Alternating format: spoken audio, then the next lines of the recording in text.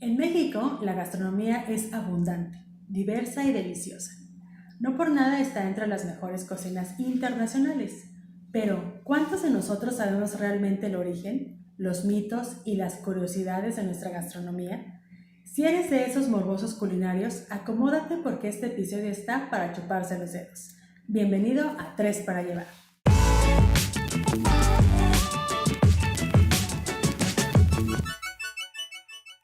Hola, ¿cómo están? Oye, pues bienvenido Iván, porque después de diciembre ya podemos grabar nuestro primer episodio.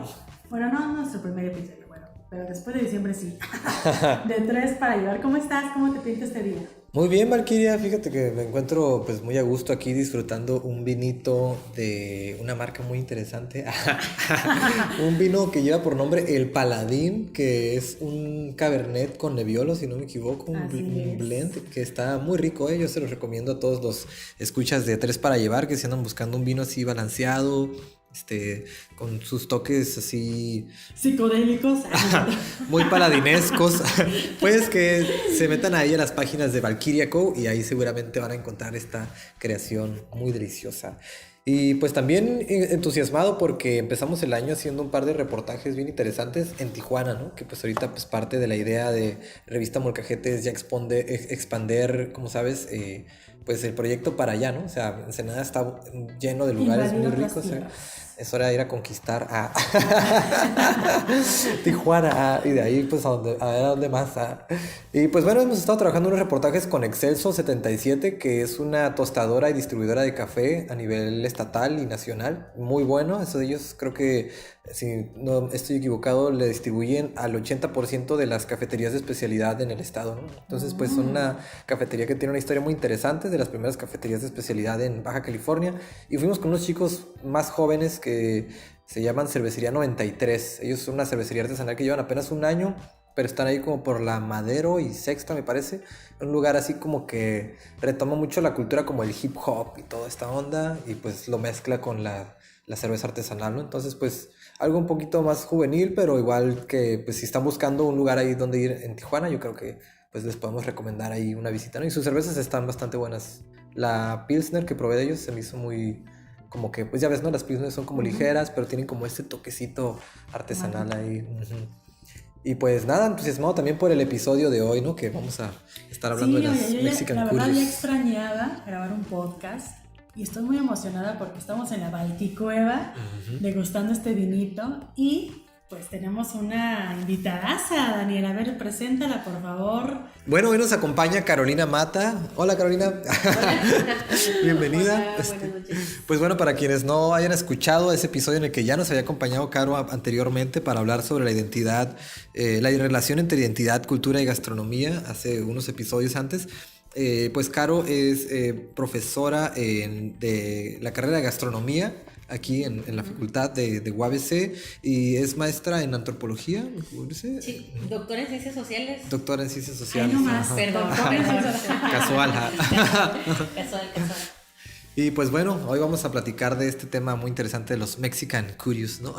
De los datos, digamos, datos curiosos de la comida mexicana, ¿no? Como ya mencionabas ahorita en la introducción, ¿no? Que pues todo el mundo come comida mexicana, pero nadie sabe, por ejemplo, el origen de los tacos, ¿no? Sí, o el pozole, los chiles en nogada. Y pues para eso tenemos a Carolina, para que nos explique, porque hay muchas hasta historias aterradoras ¿no? Detrás de cada platillo, ¿no? ¿Qué te estás comiendo, mexicano? Por ejemplo, yo creo que podemos empezar con esta del pozole, ¿no? Hablando de historias macabras, que estaba leyendo un artículo, ¿no? Que decía que en recetas de cocina recabadas por los frailes españoles después de la conquista, se dice que se cocinaba el pozole con carne humana. Carne deliciosa. ¿Es cierto o no? Ok, bueno, hay algunas fuentes que hablan o mencionan precisamente que se hacía este consumo de carne humana.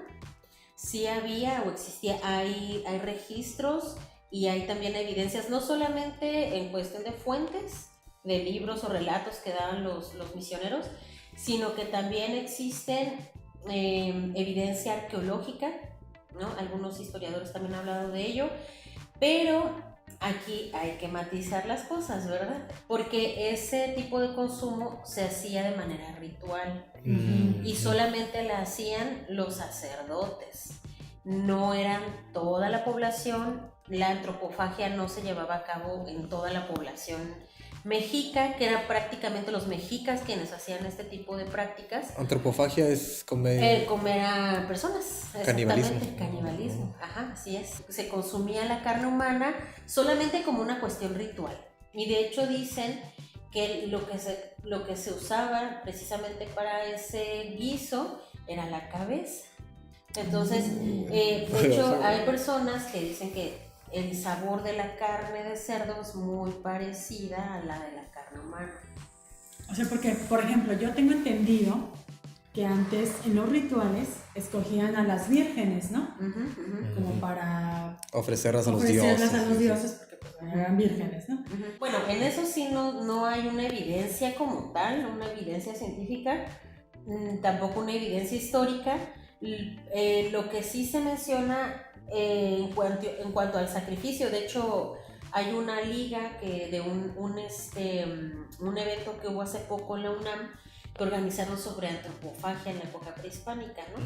Y de hecho comentaban que todo este consumo se llevaba de manera ritual, podía ser muy diversificado, y es bien importante decir que muchos de estas prácticas se llevaban con los mexicas. No lo hacían todas las culturas prehispánicas, ¿no? El sacrificio sí era muy común. De hecho, esta cuestión va más allá, tiene un contenido simbólico muy fuerte, ¿no? O sea, porque para la mayoría de las culturas prehispánicas se tenía que alimentar a los dioses, o sea, y se parece mucho eso a la parte de los griegos, en donde también los griegos, si se fijan, la figura de las deidades se parece mucho a los humanos, tienen sentimientos como muy humanos, tienen esta necesidad de alimentarse, ¿no? En el caso de los dioses prehispánicos, particularmente de los mexicas, había que alimentar a los dioses con sangre y con corazones. Entonces el sacrificio ritual era algo muy común, los códigos de guerra también tenían que ver con eso. O sea, las guerras, las batallas en donde se encontraban las diferentes culturas que estaban en conflicto, porque todos pensamos, ay, nos llevamos bien, éramos muy lindos, llegaron los españoles y nos echaron a perder todos. Había conflictos entre ellos de guerra, muy fuertes. Entonces, en los campos de guerra lo que se hacía era tomar a los cautivos. Ellos no tenían la idea de llegar y matar a la gente y muertos, ¿no?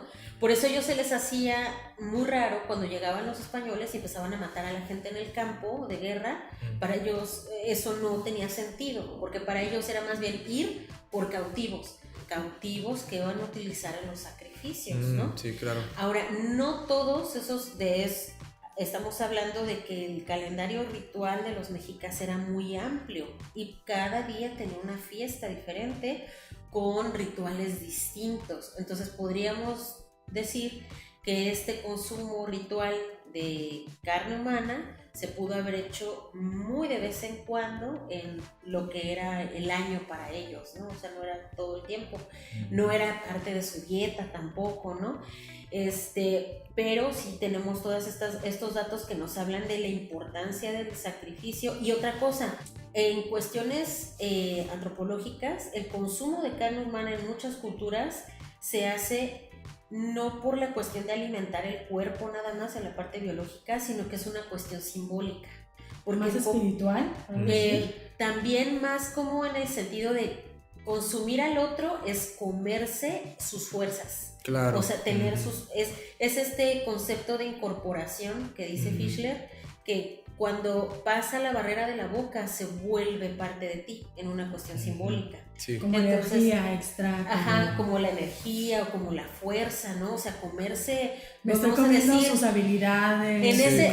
En ese sentido podría ser, es un supuesto, que más que a las doncellas consumían a los varones, a los guerreros más fuertes, a los más valientes, porque era consumir lo que ellos tenían, ¿no? Sus propiedades, ¿no? Sí, su origen. Tener esa fuerza, tener esa valentía. Entonces, y se elegían, no eran como Sí, sí, cualquier sí. persona, ¿no? Mm. Ahí estamos viendo que tiene un contenido simbólico muy fuerte, no solamente la cuestión de La carne. alimentar, ajá, de, ay, no, o sea, yo creo que es por ahí, y el significado ritual que tenía la parte de la antropofagia. Ya cuando llegan, además hay que pasarlo por un filtro, ¿no? Los textos que están escribiendo los misioneros lo están haciendo desde su perspectiva occidental. Claro, ¿Cómo como lo ven conquistadores, ellos? ¿no? Ajá, ¿cómo lo ven ellos como occidentales? Que para ellos ver un sacrificio era una total aberración, ¿no? Entonces era del diablo, y tenemos ahí estos códices, ¿no? Donde están como demonios ahí en los sacrificios, porque ellos eso era como lo veían los misioneros, no desde la cosmovisión prehispánica, ¿no? De hecho, en estas guerras, pues cuando perdían, sabían que tenían que ser parte de esos sacrificios, o sea, iban como Devorados. cautivos, sabían a lo que iban, ¿no? Me De acordé hecho, de- para ellos el ofrecerse era como una virtud, ¿no? Como Bueno, algo extraordinario, ¿no? Yo quiero ser parte de Mm. ese sacrificio. no tanto, eso era con otro tipo de sacrificios, Ok. como con los juegos de pelota, Ujú. que ya sabían que iban a, o sea, Que si el ganador perdían, eran iba sí. a esa parte, ¿no? Pero en el caso de las guerras, o sea, si te agarraban ya bailaste, o sea, y si cualquiera, híjole, pues ya perdiste. Me acordé del anime de Attack on Ya, Titan. ya parte del pozole. Ajá, eras parte del pozole, pues sí, ¿no? Entonces sí tiene toda esta cuestión simbólica, pero no eran parte, o sea, la carne humana no era parte de la dieta, ¿no? O sea, era toda una cuestión ritual que está en esa cosmovisión, ¿no? Leía también que si no utilizaban carne humana, utilizaban carne como de Xoloescuintle. Ah, ok, Claro. sí. Ajá. En cuanto a las proteínas, se comía mucho el xoloescuincle. Lo comían también ciertos sectores, no era como para toda la gente. Era como para la gente de un más alto rango.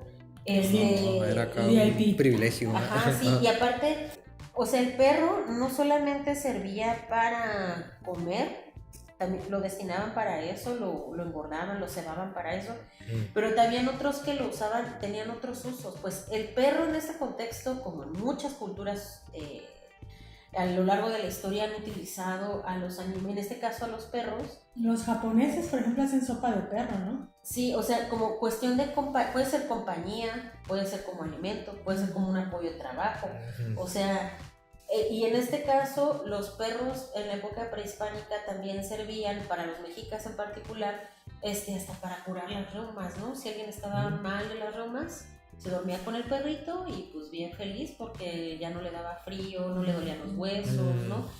Que además a mí es algo que les digo constantemente a los estudiantes, que hay que tener cuidado con la parte de los estereotipos, porque, por ejemplo, hay estereotipos y cuestiones muy negativas hacia los chinos, ¿no? Ay, que comen perro, comes perro. Más en la historia del norte de México, donde ha habido un gran racismo y matanza de los chinos,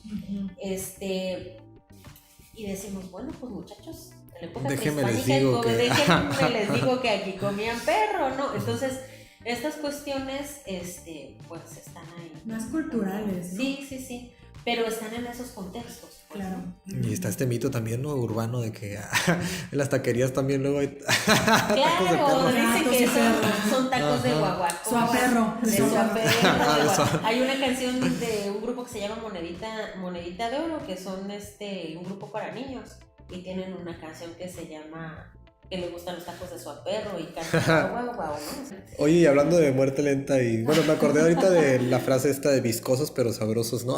Del Rey León. De Algo Timón y así. Pumba. Sí. Pumba. Sí, sí. Que también, pues, en el menú mexicano, digamos que está esto de los insectos, ¿no? Uy, sí. Ujú, que...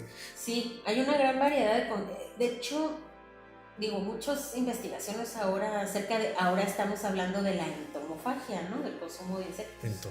Ajá, y la entomofagia está bien interesante porque actualmente se han hecho muchas investigaciones que comprueban que el consumo de insectos aporta una gran cantidad de proteínas, ¿no? Ah, claro. Entonces, también lo que se nos puede... Es que esas cosas se fueron borrando con el tiempo, ¿no? Digo, además en diferentes lugares hay que entender que no en todo México se consumían insectos. O sea, estamos hablando que ese consumo de insectos era más en Mesoamérica, no tanto en Latinoamérica, ¿no? Y es normal que acá digan, puchila, un cultural, gusano de totalmente, maguey, ¿no? porque pues no viene de allá, ¿no? O sea, allá sí los pueden consumir. Y pero sí hay una gran variedad de insectos, una gran variedad, todos eran por temporadas, la mayor parte se encuentra en tiempos de lluvia. Tenemos tan solo los gusanos de maguey, yo los he comido. Chapulines, escamoles. Sí, los chapulines. Y que además ahora creo que se han puesto como en superfood. Sí, ¿no? O sea, estos alimentos como de hippie hipsters, carísimos, sí. ¿no? Sí, por ejemplo, en México existe Puyol, esta chef pues los ha elevado a un sentido de gourmet, ¿no? Sí, cuando, claro, por ejemplo, claro. Pues antes era parte de la gastronomía de la dieta, urbana también, ¿no? Pero, por ejemplo, me llama la atención que en el sur es más común, por ejemplo, Oaxaca, Chiapas, ¿no? Y aquí las personas pues apenas, ¿no? Estos migrantes que vienen de Oaxaca, de Chiapas, Veracruz, que vienen con estos insectos y la gente de aquí dice como, ay, guácala, o sea, yo nunca comería un chapulín, ¿no? Ay, no sé qué. Pero pues es una fuente de energía. Y están muy ricos, la verdad. Sí, están muy ricos, ¿no? Sí, pero no están acostumbrados en el norte pues, a ese tipo de consumo, ¿no? Sin embargo, pues en el sur, pues ya ves, ¿no? O sea, un taco de gusano de maguey con guacamole y chicharrón, 300 pesos. Sí, 300 pesos. ¿No? No, sí, claro, ahí la cuestión es saber, ¿no? Por ejemplo, ir a los pueblos con los locales. Claro. Y pues ya, yo he consumido, cuando consumí la primera vez, comí un taco de gusano de maguey, porque hay dos tipos de gusano de maguey, el meocuil, que es el blanco, el que está en la parte externa del maguey, y el rojo, el chinicuil, el que está adentro. Comí de estos meocuiles, los blancos, y yo creo que es el mejor, se parece mucho al chicharrón, al sabor del chicharrón de cerdo, y es el mejor chicharrón que he comido en mi vida. Wow. Más delicioso. Sí. Pero son gusanitos chiquitos. O sea, pues no tanto, chiquitos. Sí están gorditos. Los blancos son grandes y muy gorditos. Sí, están gorditos. Los rojos son carnita. delgaditos. Sí. Y tienen un gran aporte de proteína, o sea, pero es que la variedad es enorme, desde las larvas, desde varios tipos de hormigas, las hormigas mieleras que tienen una membrana que se les hace enorme y tienen ahí guardada la miel, ¿no?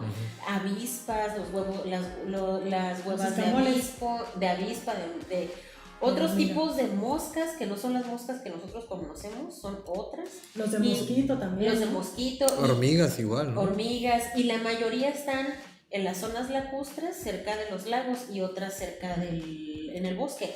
Pero por la contaminación de los cuerpos de agua, pues ya es bien difícil encontrar, ¿no? A lo mejor por eso han incrementado sus precios, ¿no? También por eso se incrementan. Además de que estamos hablando que el intermediario es el que gana dinero. O sea, el campesino que los va a recolectar, se los dan bien baratísimos, y el que los está vendiendo en el restaurante finísimo, gourmet, pues los está claro. pagando súper caro, ¿no? Sí. ¿Cuál fue la primera taquiza de México o los tamales? ¿De dónde proviene? Híjole. Esos platillos que son tan emblemáticos para nosotros. Bueno, hay registro, es que las fuentes nos ayudan mucho, ¿no? La mayoría de las fuentes que tenemos registradas nos dicen, para empezar, que la tortilla. Nosotros conocemos un tipo de tortilla, felicidades, ¿no? O sea, de maíz ahí. Pero en la época prehispánica había muchísimos tipos de tortillas que también estaban relacionadas con las festividades. O sea, había la tortilla cotidiana y las tortillas que tenían cierta especialidad. Se habla hasta de las tortillas. Sí, porque eran como. Todas estaban en el marco o lo de lo ritual, o lo festivo, o lo cotidiano, ¿no? Se habla por ahí de una tortilla hojaldrada. O sea, también había tortillas que eran como con dibujos, otras tortillas, y aparte vamos a hablar de los diferentes tipos de maíz que hay para los diferentes tipos de colores. Sí, es una cosa impresionante. Arcoiris. ¿No? Claro, y toda la base que hay con el maíz, que podían ser como lo que conocemos ahora como sopes, tlacoyos, es que esos eran los tipos de tortilla que había, ¿no? Y muchos más. La cuestión del taco, pues siempre se utilizó, o sea, poner algo en medio de una tortilla y comérselo enrollado, o sea, eso siempre pasó. La cuestión de la taquiza, de esta taquiza, de que hasta esta señora, Jesusa,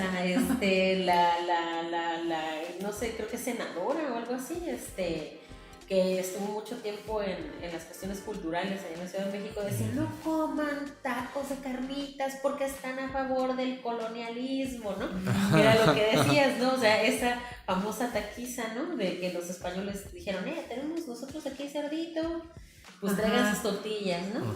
Es que, bueno, la historia va así, ¿no? Que según estaba Hernán Cortés y que pues habían hecho cerdito, pero pues ya no había pan. Entonces dijeron, pues estos inditos tienen tortilla, ¿no? Pues traigan las tortillas. Entonces esa fue la primera taquiza mexicana, ¿no? Tacos de cerdo, ¿no? Tacos de carnitas. Hablar de los orígenes de un platillo es bien complicado porque... Es como tratar de hablar del origen de de los boleros, ¿no? Que de la nada hay unos boleros así, canciones pues que son más como populares y que ya... ¿De quién es la cucaracha? O sea... Exacto, sí, lo que pasa es que son cuestiones como, sobre todo con la comida, porque esas no se registran, pues nadie las escribe. Entonces, para los historiadores muchas veces eso es una bronca, porque el historiador pues trabaja con gente muerta y trabaja con documentos, ¿no? Fuentes que tiene. Y en este caso, pues no hay fuentes fidedignas que nos digan cómo fue, ¿no? A veces, por eso se vuelven datos curiosos, precisamente porque no hay fuentes escritas, o muchas veces no hay cuestiones arqueológicas que lo avalen, ¿no? Pero los tacos siempre han existido. Desde la época prehispánica, el hecho de poner algo ahí en medio, poner frijoles, o poner nopales, o poner una salsa, es común, ¿no? Lo que sí vino, creo, después de la conquista fue esto del trompo, ¿no? Había escuchado que vino como de Medio Oriente, en Turquía, con ¿no? los tacos de al pastor. Ajá. De hecho, de esos sí ya son un poquito más contemporáneos, sí. Con la técnica más bien, ¿no? De poner la carne en el trompo y todo esto, que vienen de allá de Turquía, y que empezaron a hacer los tacos, ¿no? Pero eso sí ya es un poquito más contemporáneo. Ok, los tacos de adobada son más jóvenes. Sí, esos son más jóvenes. Tienen sus diferencias, ¿no? Sus variantes, pero lo que estamos viendo gastronómicamente es que el taco de aquí tiene más, el corte es más grueso, es como más de un la carne está más... y por la parte de cómo se provee el cerdo aquí en el norte, la mayor parte del cerdo viene de Estados Unidos, y lo que más se trae es costilla y pierna, no se traen otras partes, entonces de ahí van saliendo los bisteces, para que es prácticamente casi piernas, mucha carne, es más gruesa. Y en el caso de la Ciudad de México, por ejemplo, y su entorno, allá en el valle en lo que es el altiplano central, pues lo que se utiliza es lo que queda de la carne, pues tiene más grasa. A mí me tocó mucho ver en las fiestas en el Estado de México y en Puebla, que en las fiestas se sirviera mole, y se sirven en lugar de, o sea, se sirven tortillas, pero también se sirven tamales tontos. Los tamales tontos son los que no tienen los que no solamente, los que no estudiaron, solamente tienen sal y se utilizan para cucharear el mole. Entonces, o sea, nada más se le pura masa y aparte está el mole.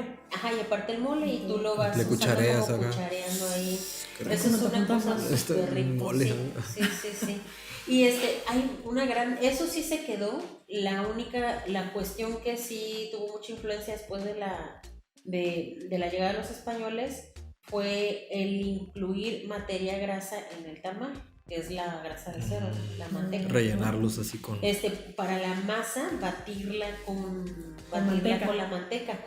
Pero anteriormente era más bien el maíz nixtamalizado, y tenían otras formas de hacerlo. De hecho, para hacer esto que se esponjara o que pudieran batirlo, se utilizaba el tequesquite. El chile en nogada también tiene una historia ahí medio peculiar, ¿no? Sí, Lo que en este caso, como el chile en nogada y el mole, por ejemplo, el mole que conocemos ahora como el mole poblano, tienen historias que se han vuelto oficiales, o sea que el Estado ha dicho, son nosotros, estamos hablando de nacionalidad, mexicanos, claro, la bandera, ¿no? Revolución. Sí, ajá, pero realmente es que esos platillos ya se venían haciendo, siempre fueron platillos para la élite, siempre fueron platillos para los arzobispos. O sea, el mole también para fue la como gente importante. un platillo después de la conquista. Tenemos dos versiones, el mole que es prehispánico. El mole prehispánico es una base, básicamente es una salsa que se espesaba con la pepita de la calabaza, o sea, como un pipián, pues. Y ese era el moli, el que existía antes en la época prehispánica. ¿Y le ponían cacao o no? No, ese nada más era los chiles, la mezcla de chiles con la pepita. Ya posteriormente, cuando se empieza a generar este mole poblano, que igualmente no tenemos como un registro claro de quién lo hizo, lo que sí sabemos es que se generó en los conventos y que no solamente había manos de mujeres mestizas ahí, o sea, las monjas, ¿no? O sea, las monjas, pues sí eran mujeres mestizas, pero híjole, es que es un rollo lo de los conventos, ¿no?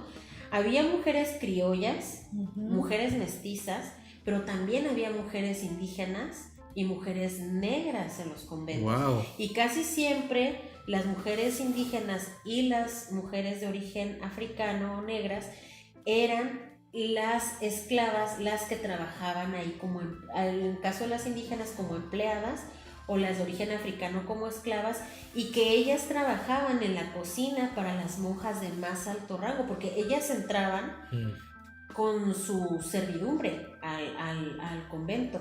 O sea, ellas, y había las monjas que se mantenían solas y que tenían que estar trabajando en el convento para pagar su estadía, porque no era gratis estar con en sus el rompopitos, convento. Exacto, hacían sus rompopes, sus galletitas, ¿no?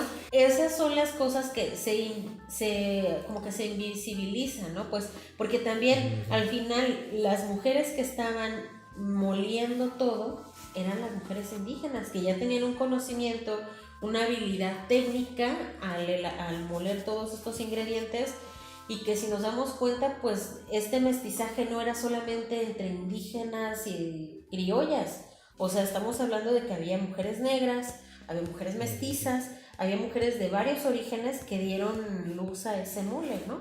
Y que era para platillos para estos arzobispos, o sea, ellas hacían los banquetes para políticos. Sí, cuando se querían deleitar, o sea, hasta hacían competencias entre los conventos a ver quién hacía mejor las cosas para deleitar al señor arzobispo, al virrey, a no sé qué, ¿no? Entonces, algo similar sucede con los chiles en nogada. Pero ese es un platillo ya, pues ya totalmente mestizo, ¿no? Sí, totalmente. Y en el caso de los chiles en nogada pasa algo similar, se generan en Puebla, se hacen en Puebla. Con la granada. Se le pone granada, y además el chile en nogada tradicional tiene mucho trabajo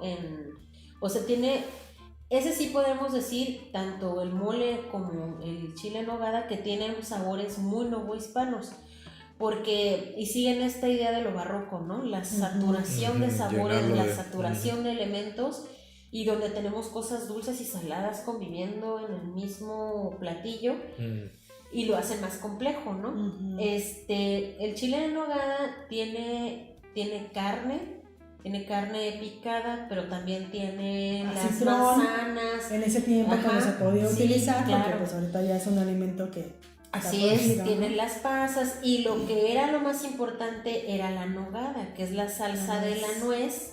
De Castilla, exactamente, que es en septiembre, sale porque pues es cuando están los nogales dando la nuez.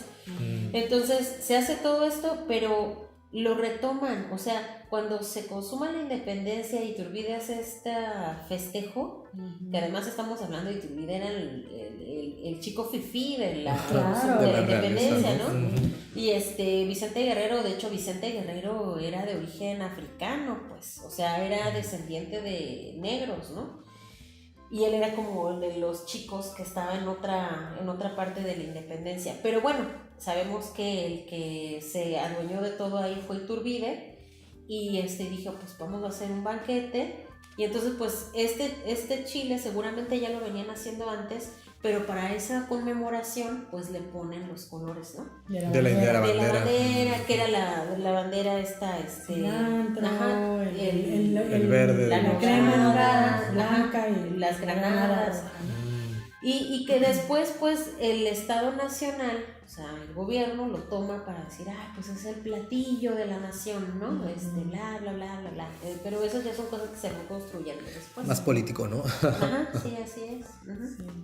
Pero qué interesante, porque como un platillo se puede convertir en leyenda, ¿no? Y esa leyenda, con el tiempo, pues ya se vuelve patrimonio. Sí, o se vuelve un ícono, ¿no? Un signo del Estado, una cuestión de una nación. Y que además estos platillos que están diciendo son los que se elaboran para las fiestas patrias, ¿no? El pozole, que es más popular el pozole, ¿no? Digo, alguien no va a decir, voy a hacer chiles en nogada para mi fiesta. Chiles en nogada, pues tienes que... Sí. Porque el chile es caro. No va a faltar la monja carísima también. La nuez, o sea, por ejemplo... No, y luego, por ejemplo, hay unos que lo hacen con piñón.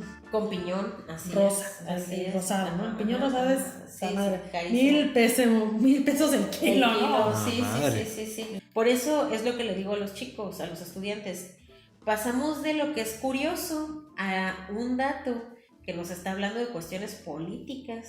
Sí, todo un contexto, ¿no? Y que cultural, político, exactamente, social, ¿no? Sí. La cuestión es cómo se fueron construyendo, cómo se fueron dando, ¿no? Es rastrear el origen, ¿no? Sí. Y por ejemplo, el pozole, yo cuando llegué aquí al norte, decían, vamos a hacer Navidad, tamales. Y yo decía, ¿tamales? Pues si los tamales son de diario, ¿no? Porque allá los vendían diario, ¿no? Allá los vendían diario en la mañana. Allá donde somos, manita, sí son de diario. Sí, y ya después, por ejemplo, aquí me di cuenta que esos tamales, en el contexto de las familias, es que la familia se reúne a hacer los tamales. A hacerlos, claro. O las mujeres se reúnen para hacer los tamales, no es una cuestión familiar, pues de convivencia. Las recetas. No, y fíjate, o sea, la manera en cómo los sirven también cambia mucho, ¿no? Porque, por ejemplo, me llama mucho la atención aquí cómo hacen los tamales. Para empezar, la masa, ¿no? Digo, bueno, no es por echar, ¿no? Ajá. Pero luego que le ponen papa y que no sé qué, ¿no? Y luego su jalapeño, sopa fría y frijoles. Sí, bueno, yo nunca los había comido así, pero son nada diferentes. más hay que echarse unas buenas caminadas a la playa. No, están ricos sus tamales de aquí, no sé nada. No te van a invitar a las tamalizas. Oye, y por ejemplo, a ver, ya hablamos de platillos, pero por ejemplo el cacao, ¿qué onda, no? Porque pues bueno, el cacao es un ingrediente prehispánico también. No sé si por ejemplo se utilizaba como postre o como parte de algún platillo pues principal, ¿no? De los prehispánicos, no sé, tú que sepas algo ahí. Pues el cacao tiene una historia biológica. El cacao silvestre como tal viene del Amazonas. Eso es lo que han encontrado algunos arqueólogos y paleoetnobotánicos, que son los que se dedican a estudiar la historia biológica de los alimentos, ¿no? Se dice que viene del Amazonas y llega por esta migración de aves. O sea, las aves comen las semillas y en su migración pues van defecando, ¿verdad? Y entonces de ahí van saliendo plantitas. Caca de cacao. Exactamente. Y eso es la manera en la que hacen que se transporten las semillas, ¿no? Cuando llegan acá a México, tienen o está el ambiente propicio en la zona del Golfo, sobre todo en Tabasco. Los mayas lo empiezan a domesticar, ya lo convierten así ya en un árbol domesticado y todo, donde con muchos siglos empiezan a dar ya frutos, que son estas mazorcas grandes llenas de granos de cacao, y ellos los empiezan a procesar. Pero el cacao en sí, pues es una gran fuente de energía, tiene muchos nutrientes, su sustancia principal es la teobromina, de ahí viene el nombre científico que es cacao teobroma cacao. Y le pusieron eso de Teo, pero eso ya es una cuestión de Linneo, le puso Teo porque es como Dios, ¿no? O sea, claro. Pero es por todas las propiedades que es como equiparable al Comerse café. a Dios. No, bueno, no tanto por allá, pero es equiparable como producto al café, porque da mucha energía, o sea, te pone al 100, ¿no? Sí. Entonces, lo que ellos hacían era una bebida, más que un platillo o un postre, era más bien una bebida. Y ellos, el cacao tiene mucha manteca, tiene mucha grasa, pero son las grasas buenas, es el colesterol bueno, ¿no? Entonces, ellos lo molían en el metate, lo tostaban, de hecho hasta la fecha, ¿no? Se sacan los granos de la mazorca, se dejan fermentar porque tienen una película un poquito ahí como babosita que los cubre, se dejan fermentar, se lavan y después se dejan al sol y luego se tuestan. Por eso les digo que es como parecida a esta cuestión del café, que también se tiene que tostar y demás. Los aromas son maravillosos, ¿no? Se tuestan y después se muelen, se muelen en el metate. El cacao tiene sapónidos, entonces eso hace que de ahí viene la espuma. Por ejemplo, yo cuando viví en Tlaxcala, había una señora que lo hacía el cacao y lo batía así con con el molinillo. De madera. Ajá. Y nos lo servía en unas jícaras. Ajá. No sé cómo se llama esa bebida, pero estaba riquísima. Y era fría. Ajá, a base de como Era de pura agua, ¿no? Sí. No tenía leche, Sí, puro cacao, agua, pero lo hacía así y pura espuma. Mucha espuma. Entonces iba desvaneciendo la espuma y te quedaba el agüita. Súper fresca. Súper fresca. Y así en las jícaras con un pinche elote así con mayonesita, un tamal. Sí. Delicioso. Sí, son muy refrescantes. Voy a ver en cuánto salen los vuelos a Tlaxcala. Entonces el cacao ya con azúcar y este rollo ya empieza del lado europeo, ¿no? Exactamente, así es. Y con leche también. Y con leche también. De hecho, en la época prehispánica, lo que le ponían para aromatizarlo podían ser flores, Vainilla. como vainilla, la magnolia, o sea, varias flores. También la rosita del cacao, que es la flor del cacao, es muy chiquitita. De hecho, el árbol del cacao es prácticamente un tronco y del tronco le van saliendo los frutos, ¿no? Que son las mazorcas. Y ahí están las florecitas también. Se le ponían eso, se le puede poner chile también. Sí. Y tenían la base de agua, por supuesto. La cuestión aquí, nada más para hacer la espuma, no era con el molinillo. El molinillo ya es una invención novohispana.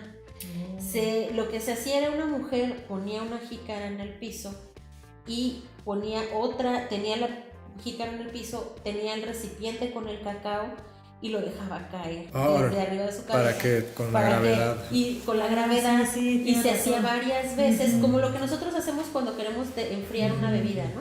Eso sí, pero desde arriba, y lo que hacía era que se hiciera mucha espuma, como la bebida que dices. Ahorita se me olvidó el nombre, pero... Estaba riquísimo. Sí, en Oaxaca también lo hacen así, entonces es una cosa deliciosa, ¿no? Igual y que el tepache, ¿no? El tepache también es una bebida prehispánica. No, ese sí, ahí no te quiero mentir porque no tengo bien el dato. Es el destilado de piña, ¿no? Sí, es con piña.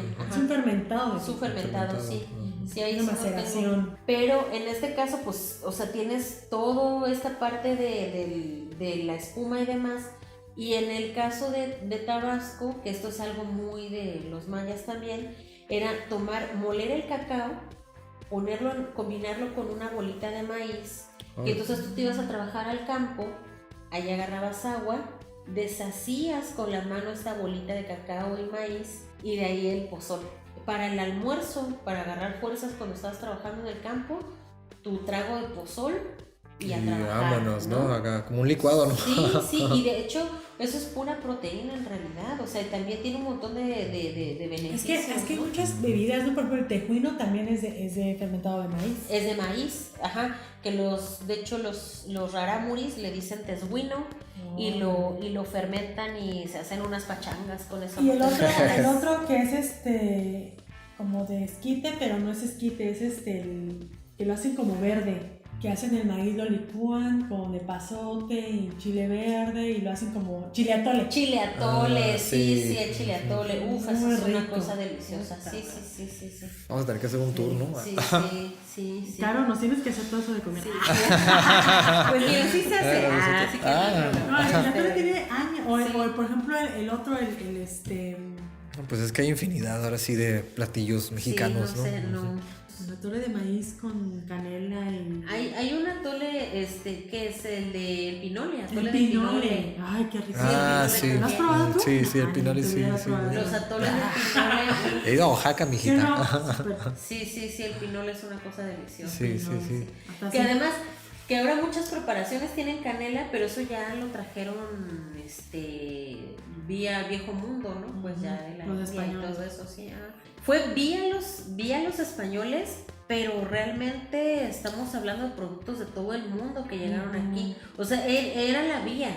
Sí, pero claro. trajeron un montón de cosas de otra parte. Por ejemplo, pues la canela es más bien como de la India, ¿no? Entonces traía muchas cosas que se fueron incorporando, pero ellos más bien fueron el vehículo. Es la parte de Es la que migración, la India ¿no? tiene una diversidad de especias, Sí, ¿no? sí. ¿Especies o cómo? De especias, ¿no? Ajá, sí, especias, ajá. Que el curry, que la cúrcuma, que Sí, bueno. son muchas cosas. Pero hay un libro que yo les recomiendo mucho, está de hecho en línea en el Instituto de Investigaciones Históricas de la UNAM, que se llama Comida y Conquista, y habla de todas esas cosas. Wow. Y habla, Wow. de hecho, de que no fue tan fácil el traer un ingrediente, hubo resistencias, otras cosas se las apropiaron muy bien, pero habla de todos estos conflictos, ¿no? O sea... Claro, que es una parte de la cultura que pues también no puso, supongo, como dices, resistencia, ¿no? Como que... Ujú, sí, por ejemplo, los españoles no querían el tomate en un principio, que además el que más se consumía no era el tomate rojo, era el tomatillo. Ujú. Entonces, el verde, por eso de ahí que en el centro se consuman mucho las salsas verdes, ¿no? Claro. Pero Y luego aquí llega así, ¿me das tomatillo?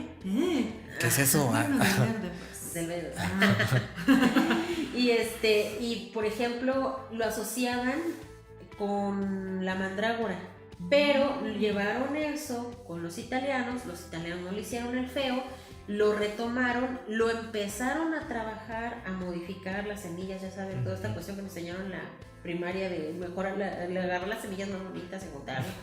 Empezaron eso a hacer y de ahí generaron el pomodoro que ahora conocemos y que además ellos integraron posteriormente muy bien a su Órale. gastronomía y si se dan cuenta pues de la base Sí. de- Es todo un de viaje muchos de gastronómico del Exacto. ingrediente, ¿no? Así Cura, es, ¿no? sí. Digo, otra cosa cura, hasta ahorita que estamos haciendo, por ejemplo, con el guajolote. El Ajá. guajolote mexicano, ¿no? mexicano, también de la parte sur de Estados Unidos, y que ahora le dicen los gringos turkey, pero le dicen así porque hizo un viaje muy loco. O sea, se lo llevaron a Europa, de Europa se lo llevaron a Turquía, y de Turquía vuelve de regreso a América, pero a la parte más norte de América, y dicen, pues viene de Turquía. Turkey, y así se le quedó, pero dio la vuelta y pensaban que venía de allá y no, pues Y estaba ahí a 3 Y metros. fíjate, tanto es el pavo que no solamente se utiliza en la comida, también en el mezcal. Sí. Oye, pues yo creo que vamos cerrando capítulo, ¿no? Porque si no nos vamos a quedar está aquí. Muy bueno, está muy bueno, no, me vale No, no. gorro. Nos van a escuchar 2 horas. A ver, está bien. Hay que dejarlos descansar también.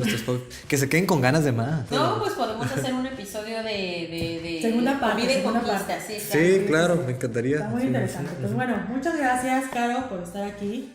La verdad siempre es un placer. Nos deleitas el oído y el conocimiento y el cerebro y El todo. cerebro termina así. Tus redes sociales o algo en caso de que alguien te quiera hacer una consulta o Pues, invitarte a otro jóvenes, programa. jóvenes, Ajá. Sí. Pues redes sociales, güey, es que son muy personales. Esas a mi correo suicida, cmata@uabc. ¿Es solo la C Sí, o la eso E? era C, no, C mata. C mata, se suicida, sí. Para recordarle a los muchachos que esa calificación se la sacaron ellos. Así es. Excelente, pues bueno, muchas gracias a ustedes también por acompañarnos y pues si tienen algún dato curioso ustedes que nos están escuchando, Sí, que sepan alguna historia acá de la gastronomía. Tenebrosa ahí de cabezas, escalofriante. cabezas en los pozoles o anécdotas personales ahí de su familia, ¿no? Y que, Claro, esas son muy importantes. ajá, que en su casa quizás cocinan los tamales de una forma bien rara, así, pues nos mandan una foto. Sí, y- yo hago mis pambazos con carne de mi abuelito. Ya nos vamos porque eso se está saliendo de control. Pues muchas gracias, si les gustó el episodio ya saben, compártanlo y pues nos vemos en la próxima emisión de 3 para llevar. Hasta pronto.